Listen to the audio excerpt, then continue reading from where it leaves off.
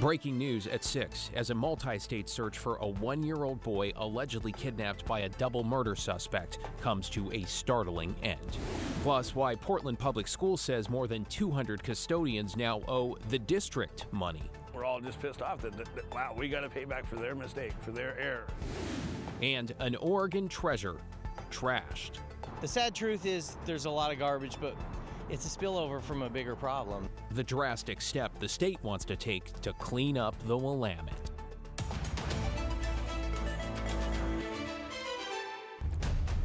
Good evening, everyone. We want to get right to breaking news and the end of a 24-hour manhunt for a suspect accused of kidnapping a child and murdering 2 people in eastern Washington. The search came to an end this afternoon on Interstate 5 just north of Eugene when the suspect, Elias Huizar, authorities say, shot himself.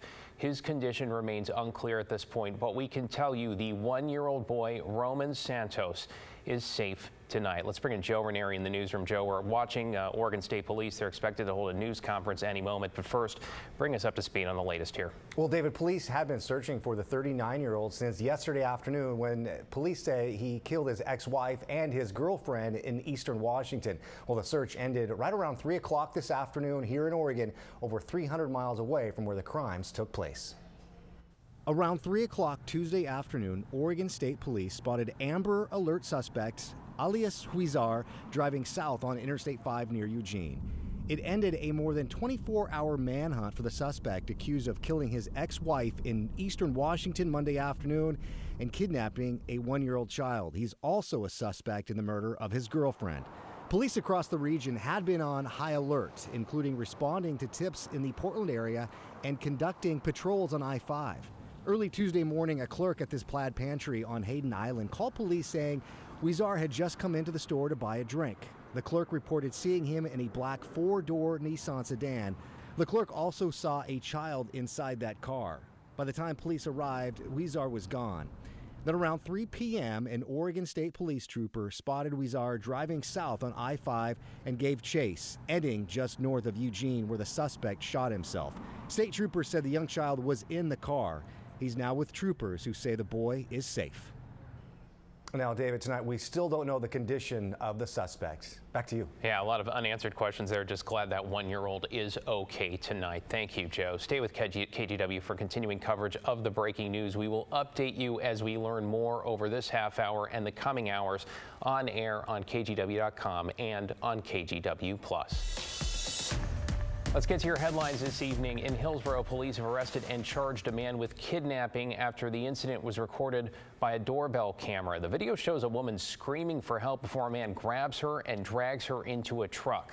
This was near Southeast 32nd Avenue and East Main Street. Police say they arrested the suspect early this morning, adding he and the victim knew each other, and the woman in the video is now safe. Portland police have arrested a suspect they say shot and killed a man in the Centennial neighborhood nearly 5 months ago. The night of December 1st, 41-year-old Michael McFadden was found shot at Southeast 148th and Taggart. He died at the hospital. On Monday, police arrested 48-year-old Donald Burgett II at an apartment just a few blocks away from that shooting location. He is now facing second-degree murder charges. Portland Mayor Ted Wheeler is making the case for his revised camping ordinance, saying he believes it is capable of withstanding legal challenges that stalled the first attempt. Not all on City Council like this ordinance as is, though. Commissioner Renee Gonzalez wants to give the mayor or their designee unilateral power over camping policy. Today, the mayor made it clear he's not in favor. This cannot be capricious. It cannot be decided behind closed doors. The rules cannot shift quickly or suddenly overnight because people need to know what the law is. They need to know what the rules are. We expect Wednesday's council meeting to bring plenty of debate, though no vote on the ordinance itself. And a driver is lucky to have avoided serious injuries or worse after this close call on a highway. This was in Harney County, where the driver of an SUV tried to pass a semi-truck and found themselves face to face with an oncoming truck traveling in the opposite direction. As you see there, they narrowly avoid that head-on crash by squeezing through at the very last second, nearly forcing one of the trucks off the road. No one was injured. OSP was able to catch up with the driver, who was cited for careless driving. Matt? Boy, I'll tell you what, we got a great day going on outside right now. Beginning to see some high clouds come in from the west. This is the Reserve Golf Course.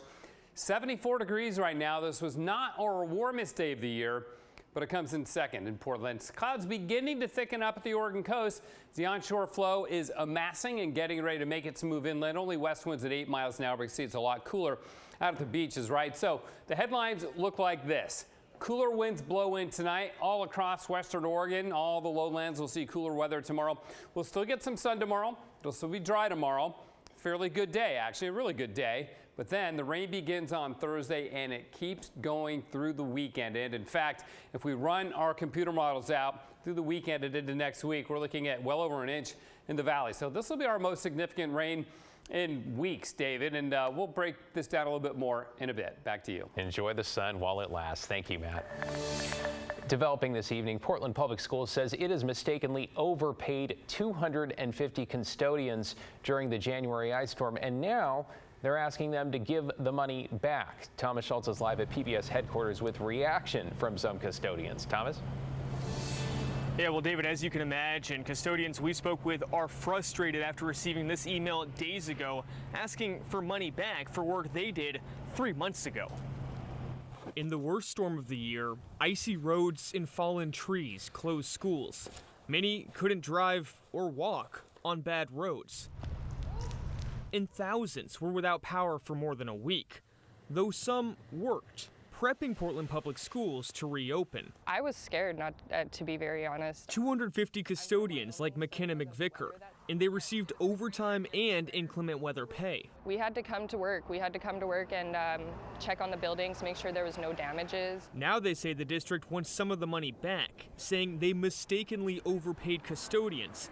The district is asking some workers for almost $500, according to the union SEIU, which feels like a punch in the face. McVicker says her January paycheck was confusing. We had a pay stub that was very vague. It didn't give us anything, none of our hours, how we were getting paid. So custodians say they asked district officials for more transparency.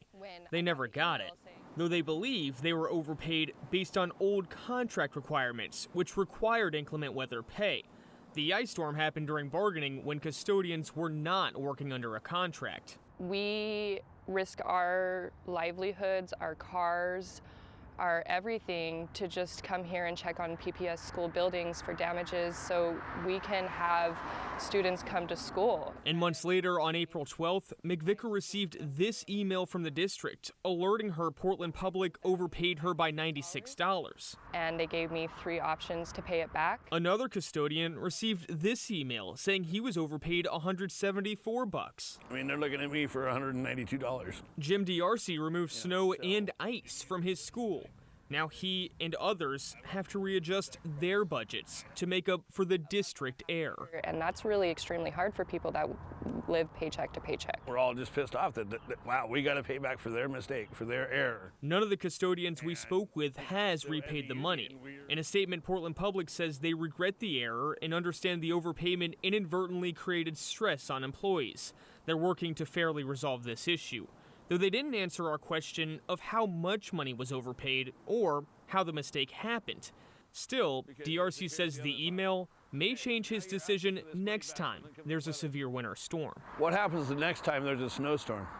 How many of us do you think are going to want to go into our buildings? And that's a question that many custodians are puzzling right now. Now, there's also 3 things they want from the district. First, they want to be able to keep the money that they've already received. Second, they want a breakdown of how these January paychecks were actually calculated. And third, they want measures in place from Portland Public Schools to ensure something like this doesn't happen again. David? Yeah, you can understand why. It's like the opposite of that old Monopoly card, right? Bank error not in your favor. Thank you, Thomas.